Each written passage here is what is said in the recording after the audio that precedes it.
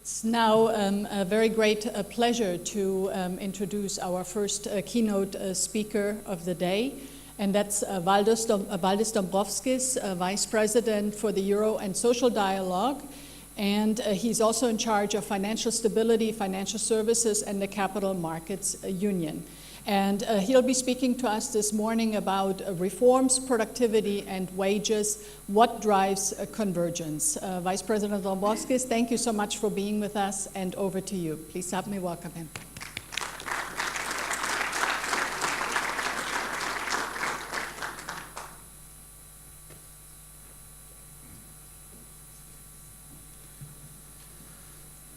Honorable Directors General, ladies and gentlemen. First of all, thank you for organizing this conference, which I think is very timely as we are preparing our deepening of EMU package, and also there's a notion of convergence is pretty much at the center. And convergence is not just a political buzzword. It is deeply ingrained into the idea of European integration, to the point that it is explicitly written into the treaty.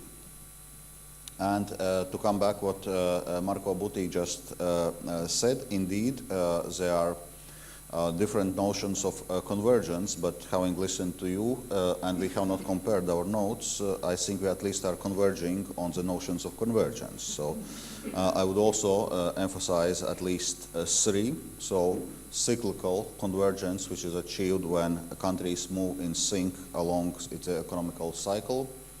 Nominal convergence is achieved via nominal variables such as interest rates, inflation, exchange rates, government deficit and debt ratios. And indeed this idea is behind the Maastricht convergence criteria for euro adoption. And real convergence, whereby poorer countries' living standards catch up with those in richer countries. Those notions are interrelated and useful for different purposes, but what matters most at the end of the day is what is felt by European citizens, their welfare and well-being. For this, real convergence is what matters most. So our economies need to grow, less prosperous need to grow faster, and growth must be inclusive. We all know that in the long run, raising productivity is the only way to achieve higher living standards. The main mechanism to transmit the productivity gains to the people is through real wages. And our challenges with productivity are well known. In 1995, productivity growth in what's now euro area was around the world average of 2%. Today, it's at below 0.5%. It's fallen behind not only United States, but also below major emerging economies. On top of that, we see increasing differences among regions and among different sectors. At the same time, it's worth noting that EU's economy remains one of the most equal among major economies. 80% of Europe's population has seen real income growth over the last 15 to 20 years. By comparison, in the US, that percentage is only 10 to 20%. And even so, around 10 EU member states registered a notable increase in income inequality between 2012 and 2015. This Commission's economic strategy has been centered on three clear priorities: investment, structural reforms, and responsible fiscal policies. And we are seeing fruits in renewed growth and positive employment dynamics. But the legacy of the crisis is still very much visible in high unemployment rates and high debt levels. Moreover, countries are in very different positions in terms of the economical cycle and, more importantly, in terms of their potential growth rates. There are three conditions that I would consider of particular importance for real convergence. The first one, a precondition even, is macroeconomic stability. This means responsible short-term fiscal, economic, and financial policies that minimize vulnerability to external or domestically generated shocks. The second one is efficiency. This means well-functioning, open and competitive and flexible product, labor and capital markets to ensure that resources are deployed to their more productive use. This means fostering investment in a future, innovation and skilled labor force. This means an efficient state which provides a favorable environment to work for its citizens and companies. And the third one is fairness. The benefits of growth need to reach all citizens. They all need to be empowered to harness the opportunities over the course of their entire career span. And we also need adequate social safety net, and we need to preserve intergenerational fairness. So how to achieve all this? Real convergence starts within member states.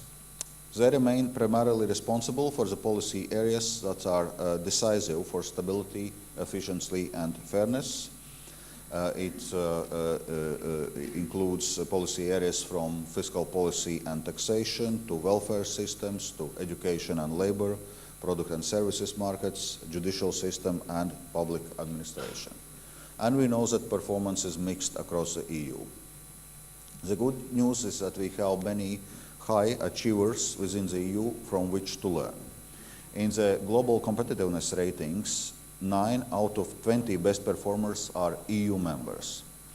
But if you look at the whole group of EU countries, you see that positions range from the 4th place in the case of Netherlands to 87th place in the case of Greece. And note that both are also Eurozone members. And if one takes each of the specific drivers of competitiveness, education and training, attracting talent and investment, the effectiveness of institutions and infrastructure, the picture is broadly the same. So Europe is doing rather well on average, but there is way too much difference. So there is no escape to the conclusion that we need to reform, that we need to do it in a smart way, and the need is more pressing for some than others. Structural reforms must combine the goals of stability and efficiency with a strong focus on fairness and inclusiveness. And we see no contradiction between these different goals. They are mutually reinforcing. The reforms must be timely, well-targeted and effective. We need to carefully think through their distributional effects and devise flanking measures that are needed to facilitate the adjustments they may require. This is where we need well-functioning dialogue with social partners and other key stakeholders. Having well-performing and resilient economies is a matter of common concern in the EU and even more so in the euro area. This is why we have in place the European semester for policy coordination, and this has greatly contributed to shaping a shared view of challenges and policy responses. However, while we indeed see progress, the implementation of recommendations is not fully satisfactory, in spite of them being agreed by member states themselves in the Council. Well, we all know reforms demand political capital. They may impinge powerful vested interest. Their technical complexity is often high, and they may imply in some cases significant budgetary costs. So some countries also face constraints in their institutional and administrative capacity. So how we can further support the reform and convergence process from the EU level is a central question which we are asking ourselves here in Brussels. First, the single market, with a free movement of goods, services, capital and persons, is a powerful engine for growth and prosperity. Deepening the single market and completing the banking union and capital markets union will provide a fundamental underpinning to convergence. There will be wider opportunities for productive investment and for workers. I'm not going now to list all the initiatives, but you would know that we have put forward very ambitious proposals in those fields. Second, the European structural and investment funds and cohesion policy has been powerful instruments of convergence for a number of our member states. Third, since this year, we have in place a structural reform support program, to provide technical assistance to national authorities for the design, implementation, and evaluation of reforms, and we shall build on that. Fourth, well-targeted investment is key for tackling the productivity challenge, and this is why Juncker investment plan initiatives are so important. And finally, our new skills agenda and European Pillar of Social Rights provide a new direction and guide for policies towards better working and living conditions. Ladies and gentlemen, this conference has been organized in a context of our work on completing the EMU. In his State of the Union address, President Juncker announced a number of initiatives with both short and medium-term perspective. To start with initiatives on a short-term perspective, this is a creation of dedicated euro area budget line within the EU budget, which would provide a number of functions directly relevant to convergence, structural reform assistance, building on the Commission's structural reform support program and the work of the structural reform support service, a stabilization function for which we presented 3 options back in May in our EMU reflection paper. One of the options is European Investment Protection Scheme. In times of strain, public investment is a first item to be cut from national budgets, and this can harm economic recovery and future growth. This scheme could take place in a form of financial instrument. Other options for stabilization instruments include European Unemployment Reinsurance Scheme and Rainy Day Fund. And it also foresees convergence instrument to give pre-accession assistance to member states that intend and work towards euro adoption. This would help those countries in their preparations for joining the euro and prospering within the euro area. On the initiatives with 20 medium-term or 2025 perspective, I would highlight setting up the European Minister of Economy and Finance and exploratory work on European safe assets. Of course, our deepening of EMU package, which we intend to present on 6th of December, is not limited to those initiatives. There are more, but now I highlighted those ones which are most directly linked with the notion of convergence. But before we move to this decision phase, I count on you to sharpen our understanding in terms of the diagnosis, reforms needed, and most suitable policy tools to foster convergence and resilience. So we have important questions to answer. How we can best incentivize the reform process? What are the policy priorities? What are the policy levers? For example, what should be the role of EU budget in this?